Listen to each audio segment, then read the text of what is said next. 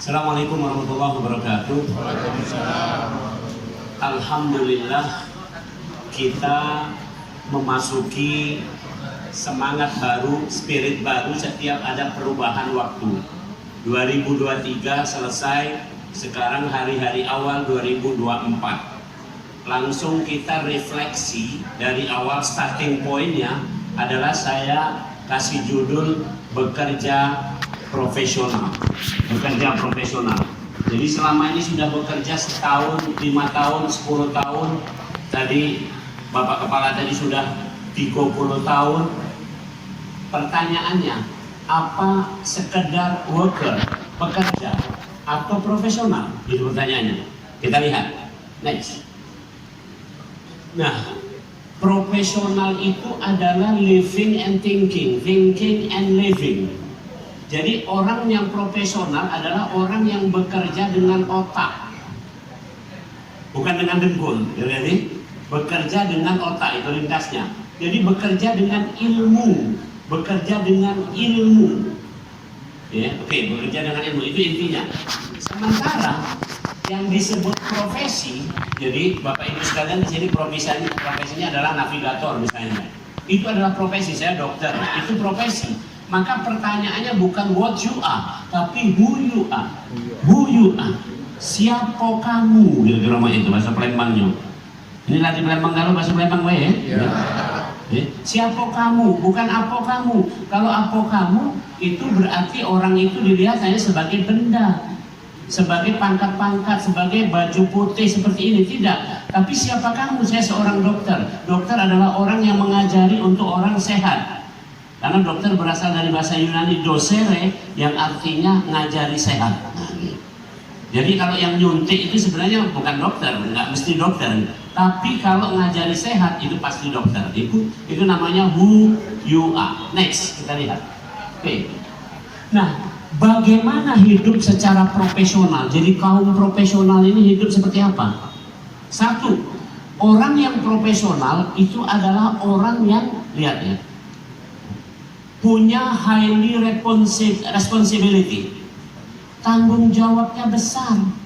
Kalau dalam bahasa agama itu, dalam bahasa agama, anta'budullaha ka'annaka tarahu, fa in lam takun tarahu fa innahu yarak. Di hadis Rasul, kamu bekerja itu seolah-olah dilihat Allah. Kalau kamu tidak bisa melihat Allah, Allah pasti melihat kamu. Jadi pekerjaan kita dilihat Allah. Kalau dilihat Allah, tentu kita nggak main-main. Nggak main-main berarti highly responsibility.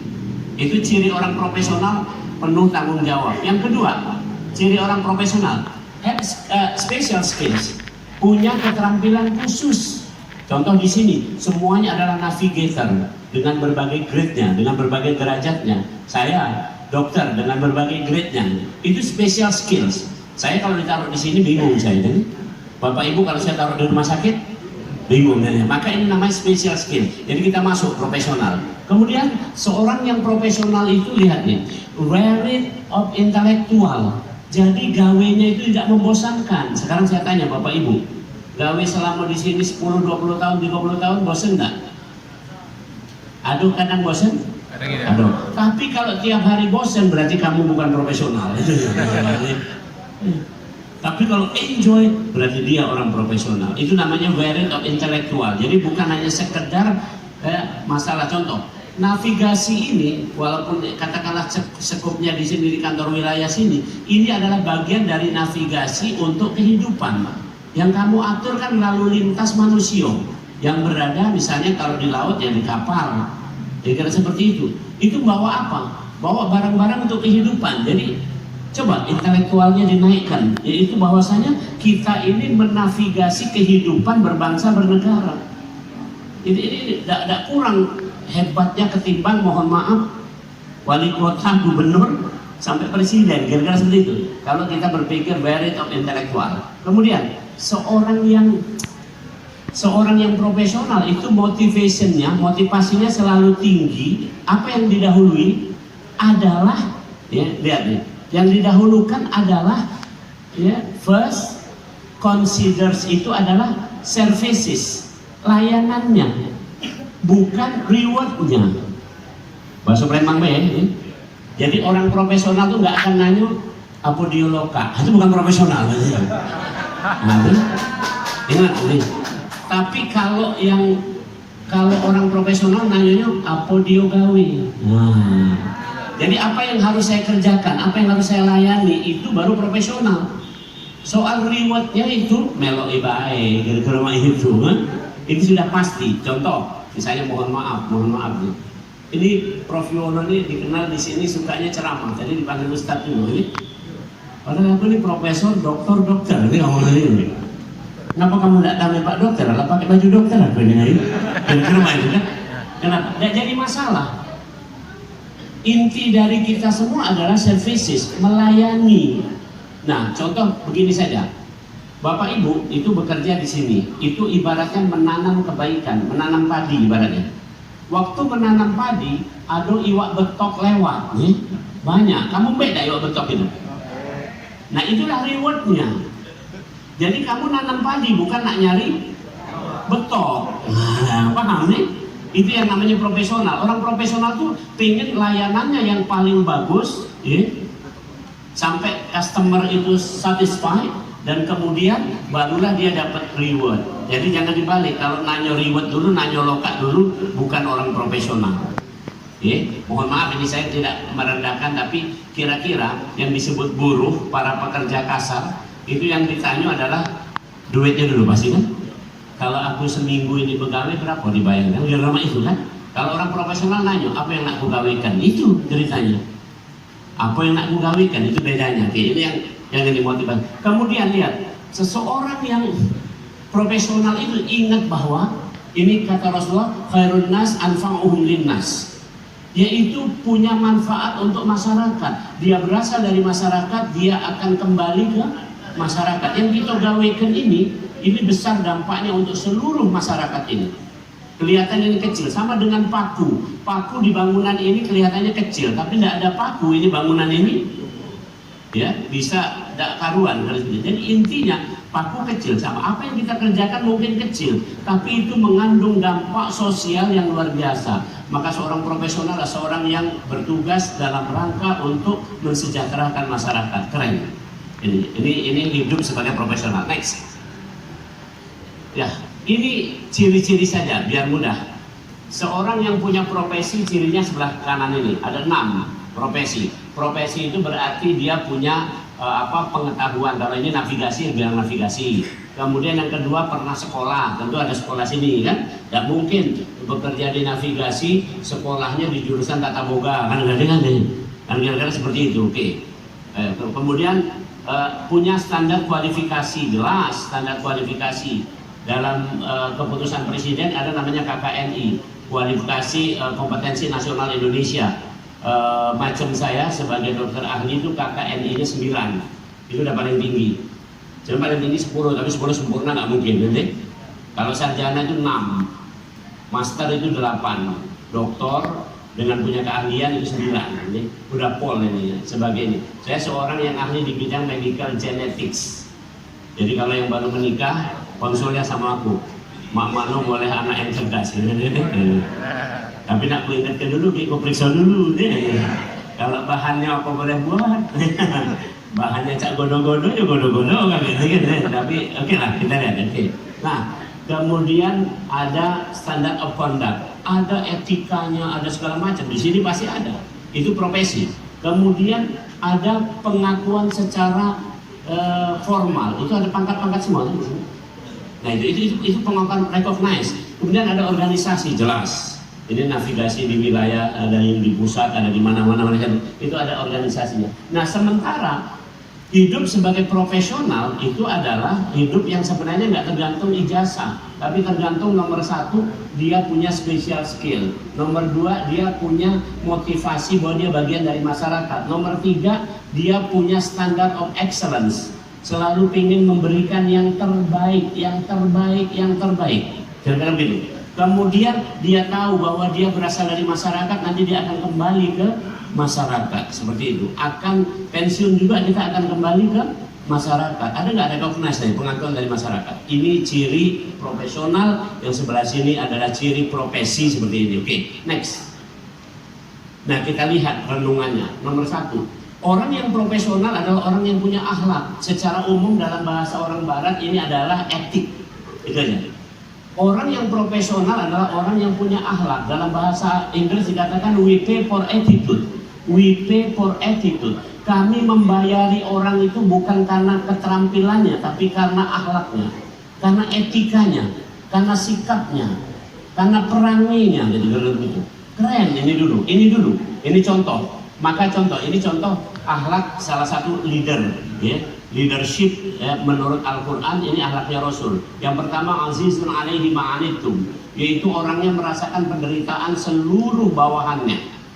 Jadi kita kurang apa segala macam ini, bawahannya masyarakat ini dirasakan penderitaannya. Mohon maaf nih, kalau misalnya ini navigasi di sungai ini, kalau sampai ini jalan lalu lintas kacau balau, kan berarti orang itu di sini kantor ini tidak punya rasa untuk wah bawahnya harus bagus. Nah, tapi kalau ini bagus seperti sekarang, berarti itu namanya azizun alaihi ma'anittum, merasa berat penderitaan orang untuk berlalu lintas ini, kira-kira begitu. Kemudian di sini disebutkan ya, harisun itu menginginkan to be better. Setiap hari menginginkan rakyat, warga, bawahan semua menjadi baik, lebih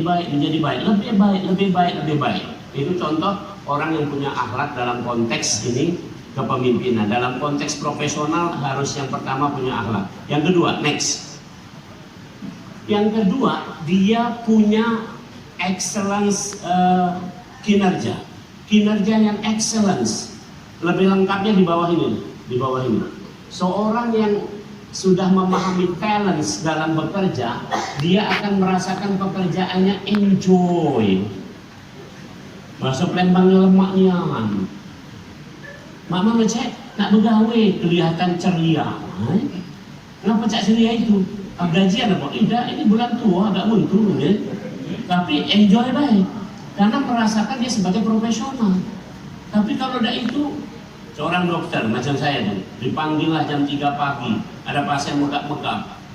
Apa ngerasa nggak enjoy? Enjoy aja, karena memang sudah sumpah dokternya bekerjanya enjoy.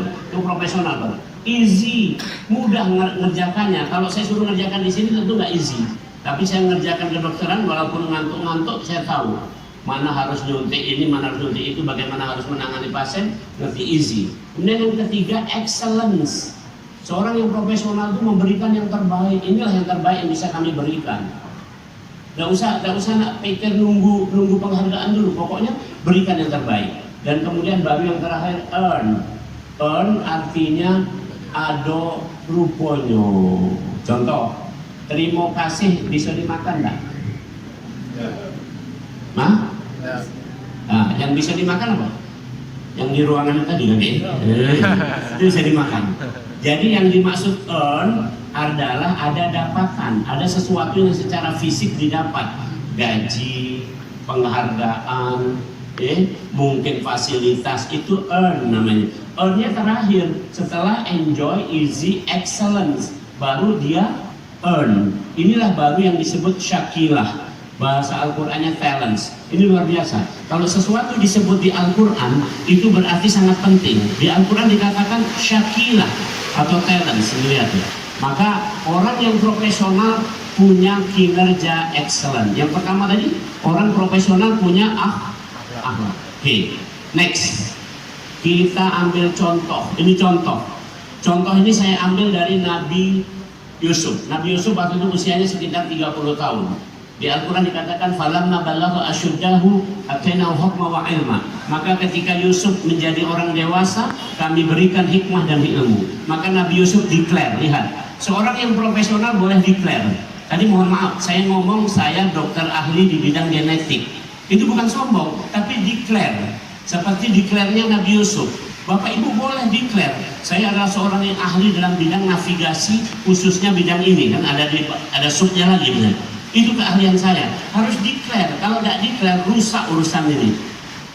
Misalnya Anda nggak mendeklar itu, terus ini coba-coba ada orang pakai bajuan mak ini, ecak-ecak nak nggalai kenyo, rupanya mabraan kalau kapal-kapal ini bisa, atau payah arahnya tidak jelas, kesasarnya. Itu kenapa? Karena orang itu tidak declare. Maka orang yang profesional harus declare. Ini gawean saya, ini pekerjaan saya, ini saya.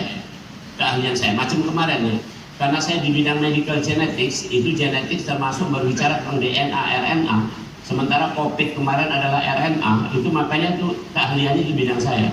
Sampai Menteri Kesehatan juga nanyanya sama saya. Jadi intinya saya declare, saya ahli di bidang ini. Jadi saya ngerti di bidang ini, maka saya declare. Ini Nabi Yusuf mengatakan, inni hafidun alim. Saya orang yang amanah lagi cerdas.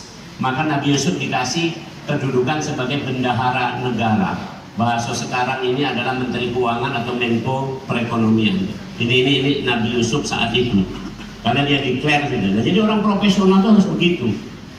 Bapak Ibu, saya ingatkan, jadi dua hal tadi, syarat profesional, berakhlak, yang kedua punya talents tadi.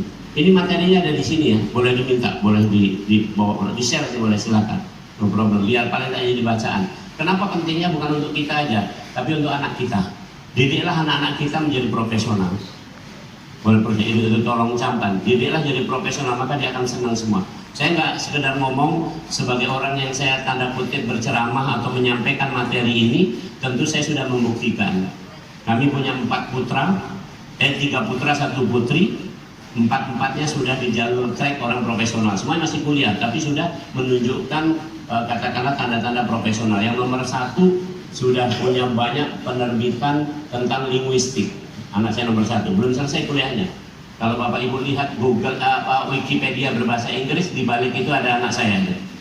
Salah satu founder, salah satu yang katakanlah ngebosinya di situ anak saya.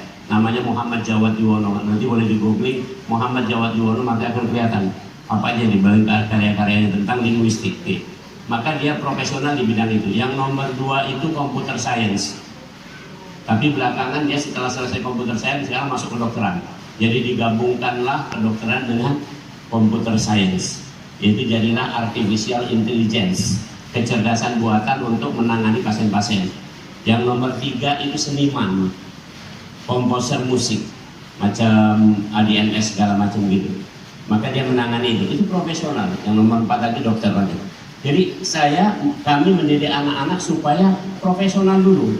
Bukan masalah statusnya, apakah dia pegawai di mana. Kalau dia sudah seorang profesional, maka dia akan enjoy, easy, excellent, earn tadi. Tidak khawatir gitu. Kamu nak hidup di mana, nak apa, tidak khawatir. Nah jadi saya menekankan, tolong camkan ini untuk kita semua. Next, dikit lagi. Nah, ini gambaran aja. Orang yang cerdas adalah orang yang mampu bernalar, mampu mengamati segala sesuatu, menganalisis, kemudian menyimpulkan. Itu orang cerdas. Itu kira-kira itu. Jadi orang yang cerdas itu bukan orang yang masalah gelar-gelarnya doktor atau segala macam, bukan. Tapi orang yang mampu menganalisis sesuatu, data, fakta, segala macam itu masuk, dianalisis, kemudian disimpulkan, itu cerdas. Next. Nah, orang motivasi, etos kerja, dan amanah. Ini terakhirnya, supaya nanti setahun ke depan ini kita ini kan masih Januari tanggal 3, insya Allah sampai 31 Desember 2024 kita senantiasa punya motivasi yang menyala-nyala, yaitu motivasi yang didasarkan value, nilai ya. Minimal saya kasih contoh agak lucu sedikit aja, maksudnya agak jenaka sedikit. Saya punya banyak murid. Salah satu murid saya itu tentu adalah murid yang sudah belajar S2, S3. Itu biasanya orangnya sudah berumah tangga, benar? Itu ada tuh murid itu sudah S3, punya anak, punya bini, tapi belajarnya kan namanya sudah tua, gak terkantuk-kantuk juga. Waktu tiba giliran waktunya sudah nak habis, nak minta ujian, padahal belum siap. Jadi dengan aku, Prof, minta nyawa, mana kira-kira nih? Saya tanya, lah kamu kuliahnya aja masih kurang, udah mau ujian di mana? Tapi Prof, saya punya motivasi tinggi. Apa motivasi? Lihatlah istri dan anak saya, Prof, sudah menantikan di sana nih. Jadi paling enggak kita punya motivasi berdasarkan nilai keluarga. Saya bekerja banting tulang ini demi anak istri, kira-kira begitu, kira-kira itu motivasi. Ada nilai yang harus dianut. Termasuk motivasi yang paling besar adalah motivasi keimanan, tentunya seperti itu. Nah dari motivasi ini nanti kita timbul sikap. Dari sikap nanti mungkin timbul perilaku. Itulah menjadi karakter. Maka ada 2 karakter yang ada pada diri kita, karakter moral atau akhlak, yang kedua karakter kinerja tadi, didasari akhlak dan talent tadi atau syakilah. Nah, terakhir barulah kita bisa menunaikan tugas dengan sebaik-baiknya. Bapak Ibu, terakhir apa? Masih ada? Masih di sini, terima kasih. Jadi intinya demikian yang bisa kami sampaikan. Ini sebenarnya bukan tausiah dalam konteks ngajari, tapi dalam rangka awal tahun ini nak ngapok gitu. Selama ini kita benar-benar sudah profesional atau belum? Jadi mohon nanti pada panitia ini silahkan di-share, setidak-tidaknya dibaca, direnungkan. Kalau ada yang nak kurang jelas, rasanya bisa di situ ada email aku juga, boleh nanya sama aku terus. Kayak dulu juga tahu ada nomor handphone aku boleh. Yang penting kamu kalau nak hubungi aku WA dulu. Bukan aku sok sibuk, tapi kalau langsung telepon aku tidak tahu nih siapa lah telepon ini kan nanti. Tahu-tahu pakai apa pasien kan bahaya. Jadi intinya WA dulu dan sebagainya. Demikian mudah-mudahan bermanfaat untuk kita semua. Assalamualaikum warahmatullahi wabarakatuh.